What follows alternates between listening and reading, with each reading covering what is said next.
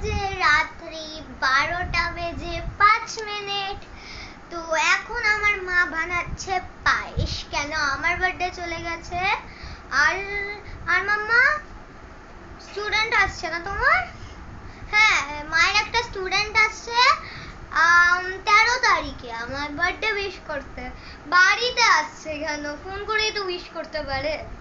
তো এখন বানানো হচ্ছে পায়েস আমার বার্থডের পর। কেন উইশ করতে আসছে, তো দেখে দিই কেমন পায়েস বানানো হচ্ছে। ও এক সেকেন্ড, বাইরেটা তো দেখাতেই ভুলে গেছি। দেখুন কত অন্ধকার।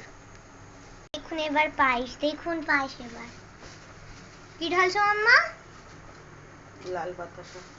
লাল বাতাসাও হয়? আমি বাতাসা শুনেছি, লাল লাল রঙের বাতাসা।